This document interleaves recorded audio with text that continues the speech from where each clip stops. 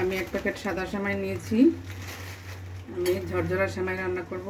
প্রথমে একটা প্যান বসিয়ে দিলাম, তারপরে 1.5 টেবিল চামচ ঘি দিয়ে দিলাম। এটাতে আমি বাদাম কুচি করে রেখেছি, কাঠবাদাম দিয়ে দিলাম,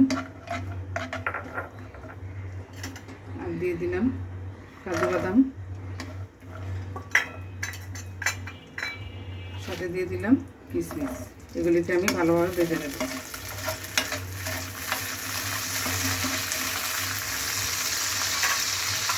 আমার বাদাম কিশমিশ ভাজা হয়ে গিয়েছে, এখন আমি তুলে নিচ্ছি।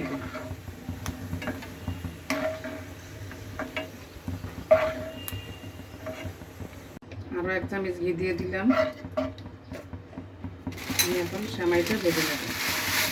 সেমাইটা আমি ভেজে নিয়েছিলাম, এখন আমি এটা হালকা আছে একটু ভেজে নেব।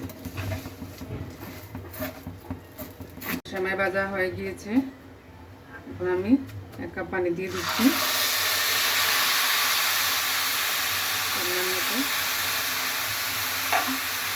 আর 2 টেবিল চামচ চিনি দিয়ে দিচ্ছি।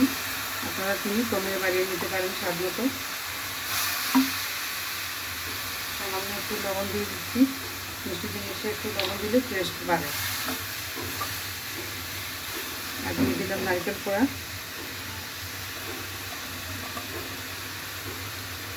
সাথে দিয়ে দিলাম আমার বাদাম ভাজা। এখন আমি হালকা আছে ভালোভাবে এগুলো নেড়ে চেড়ে মিক্স করে নেব। আমার ঝরঝরে সেমাই হয়ে গিয়েছে। দেখুন কতটা ঝরঝরে হয়েছে এবং সুন্দর হয়েছে।